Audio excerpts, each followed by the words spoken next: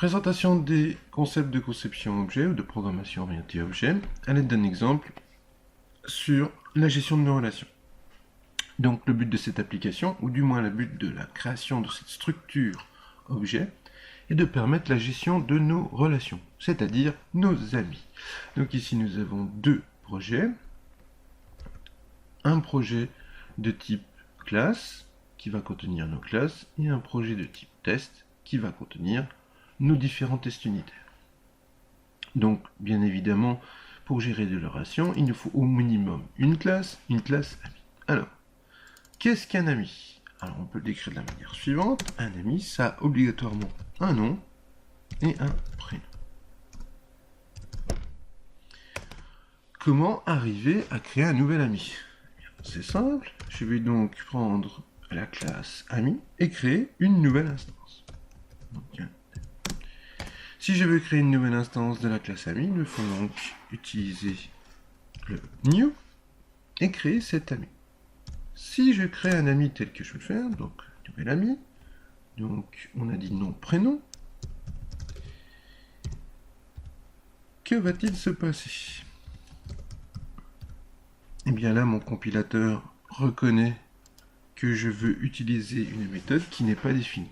Donc si je regarde, effectivement, c'est bien ce qu'il me dit, c'est que cette méthode n'existe pas. Ou plus exactement, cette classe ne contient pas de constructeur qui prend deux arguments. Nous venons ici de démontrer le rôle du constructeur, c'est de permettre d'instancier un nouvel élément de la classe, une nouvelle instance de la classe.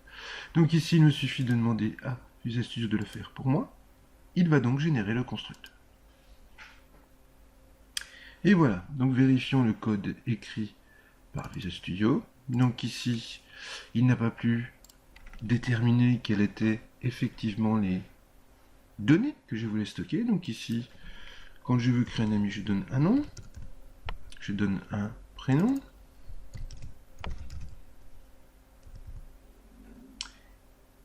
un nom, un prénom, et donc je vais renommer correctement mes variables locales, qui sont bien sûr privées. Donc ici, ce n'est pas bien, mais non. Oups, petite faute de frappe.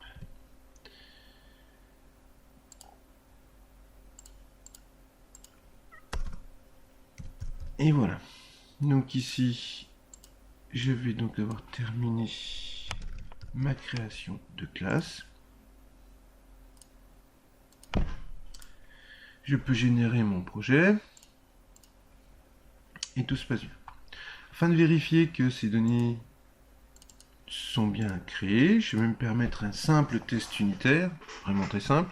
Je vais demander à ajouter à ma classe, donc un ami, doit savoir se décrire. Point décrire. Cette méthode-là n'admet pas de paramètres, je vais simplement retourner les informations relatives au nom et au prénom. Donc ici, je vais donc déterminer une chaîne de caractères. Actual égale ceci. Bien sûr, ce que j'attends en résultat, c'est la concaténation des deux valeurs. Expected égale. On va RC pour changer. Et voilà.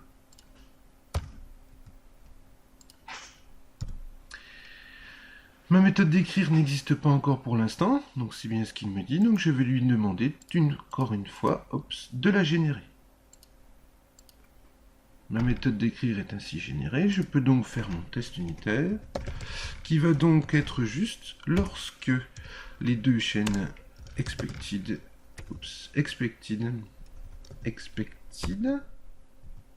voilà, et actual seront égales. Ok, donc ici je retourne dans la classe ami. D'écrire n'est bien sûr pas implémenté. Quel est le type de retour de cette méthode? C'est donc une chaîne de caractères qui ne sera ni plus ni moins que le nom plus le prénom. Ou plus exactement le prénom plus le nom. Donc return, je vais retourner quoi? Le prénom. Le prénom plus le nom.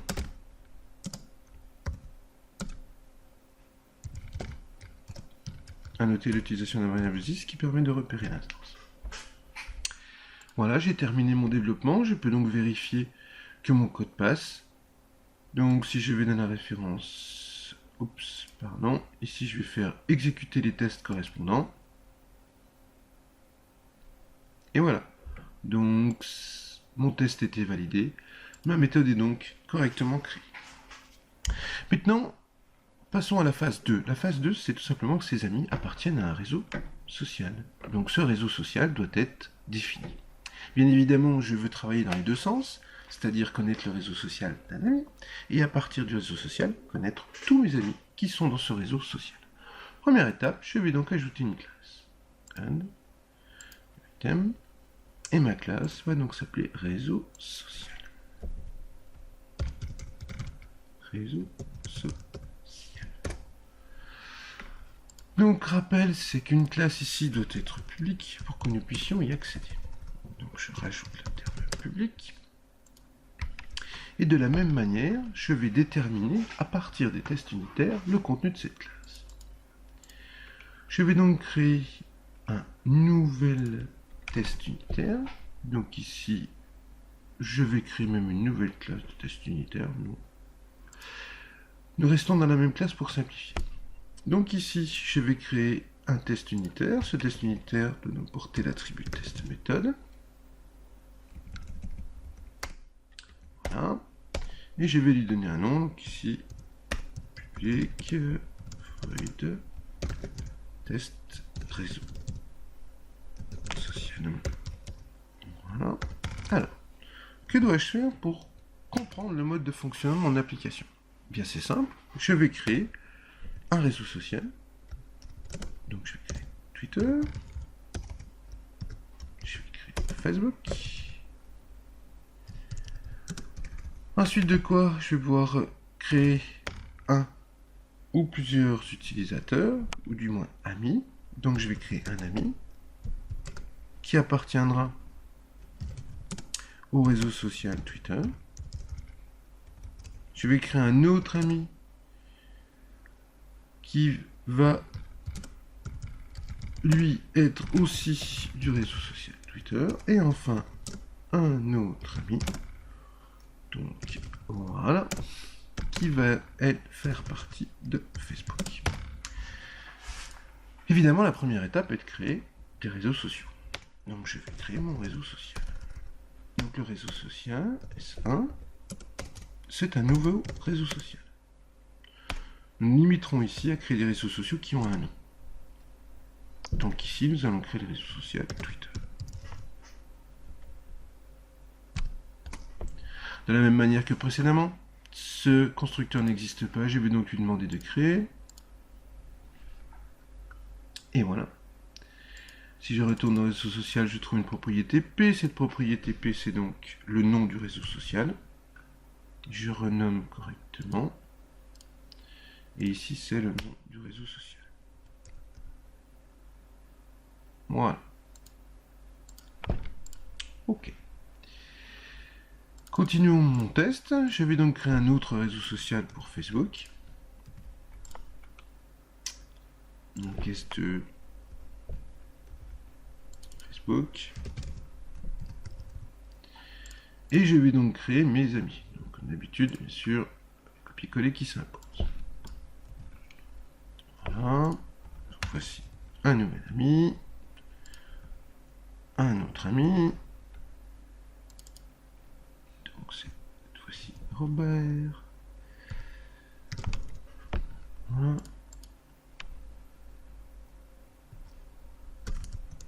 Ok. Et enfin, un autre ami aussi. Bien sûr, ce sont des amis différents. Oups. Et oups.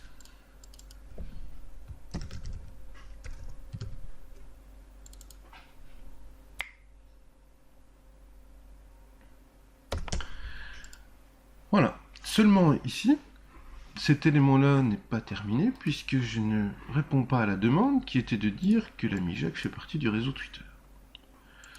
Pour ce faire, je vais simplement ajouter une méthode à la classe ami de manière à me permettre de définir le réseau social. Donc ici, il me suffit de rajouter 7 réseaux sociaux. Si je veux faire appartenir cet ami au réseau social, que faut-il passer en paramètre? Eh bien, la référence du réseau social. Donc ici, il a la référence de Twitter, c'est S1. Donc ici, je vais rajouter S1. De la même manière, je vais faire la même chose pour les autres amis. Donc ici, c'est l'ami 1 qui appartiendra à Twitter. Et donc le dernier appartiendra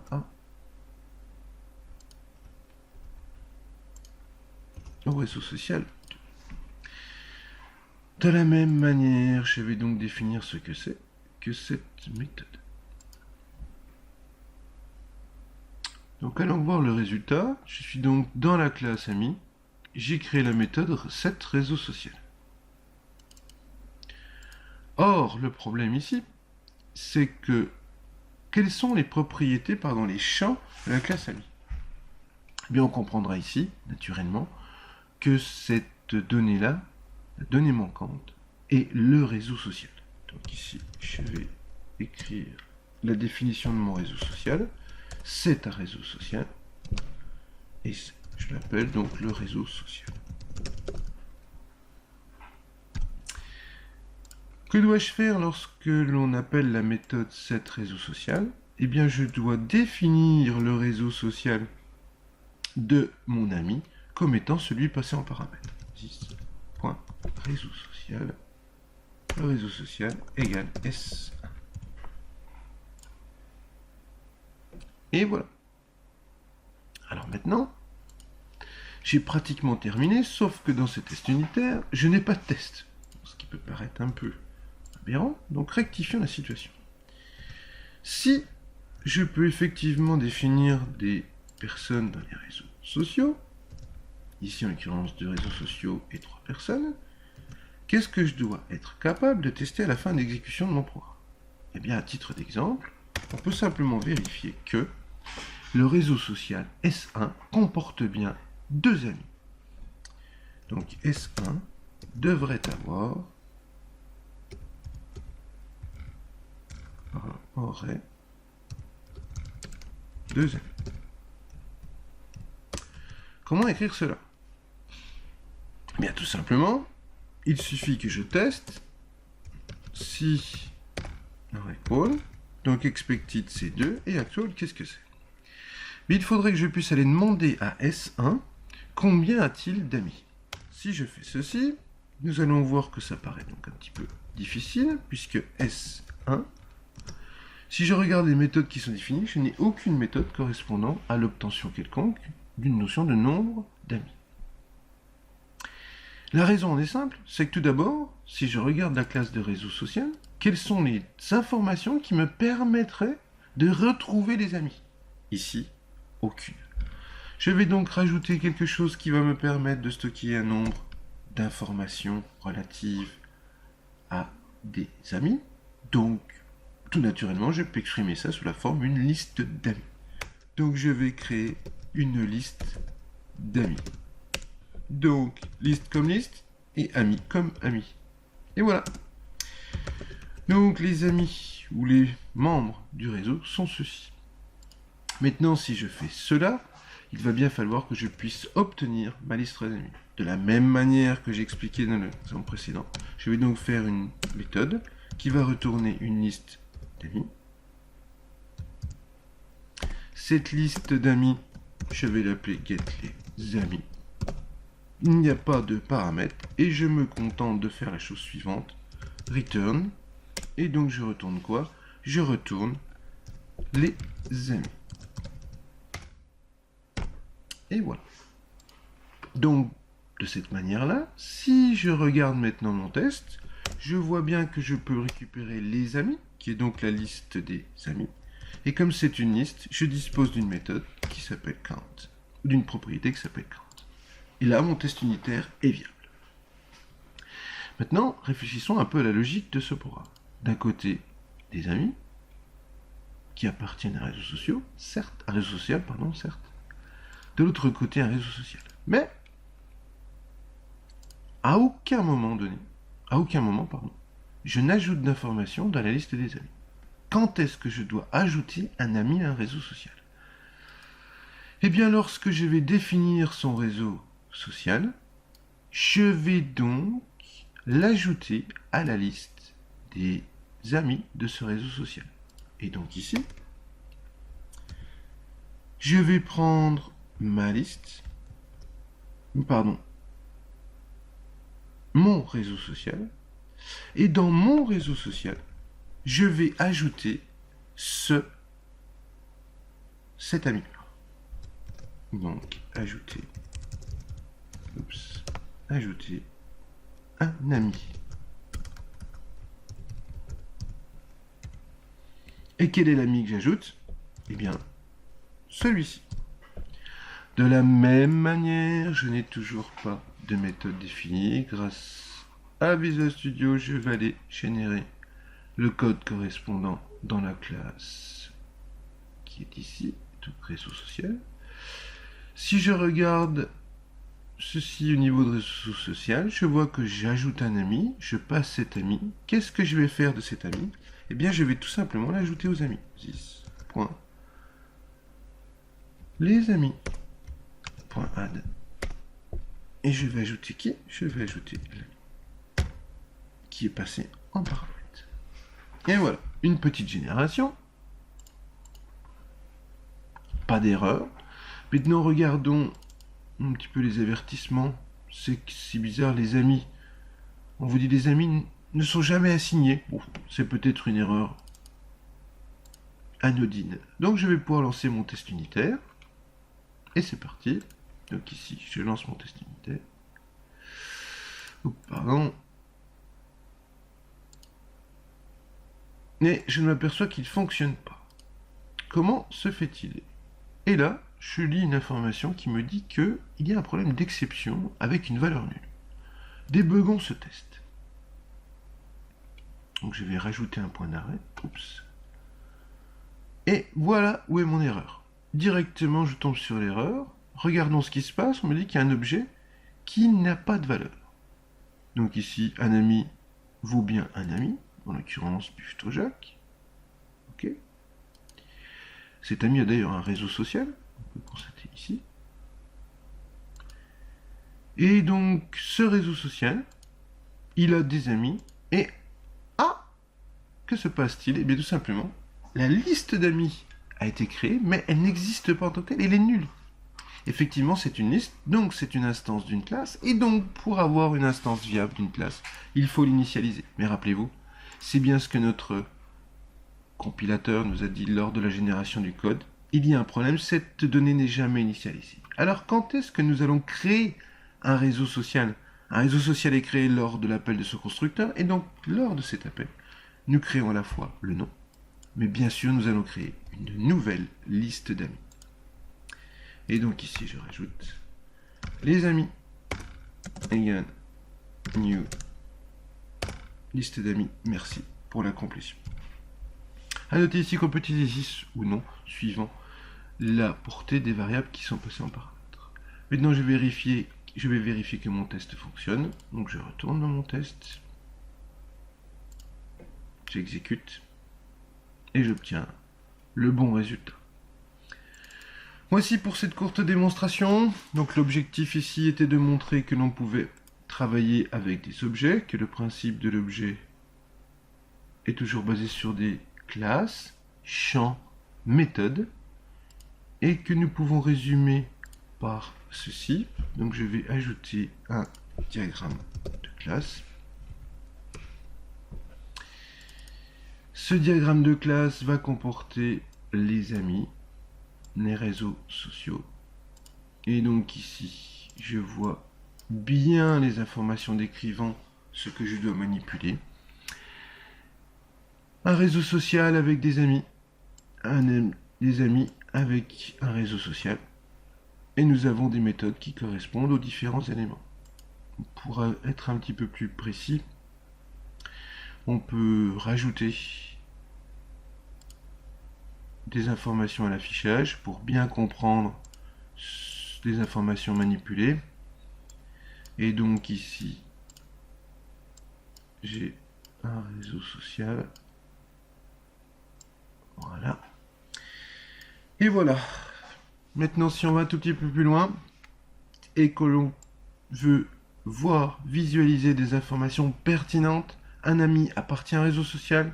Très bien, on le voit ici, le réseau social est de type réseau social, mais on peut aussi le montrer de cette manière-là. De la même manière, un réseau social a des amis. Et voilà. Et donc ici, on obtient un modèle pseudo-UML qui nous permet de bien comprendre quelle est la situation. Voilà pour cette petite démonstration. Bien sûr, comme toute démonstration, il y a une petite coquille qui traîne dans ce développement. À vous de le localiser. Bon courage.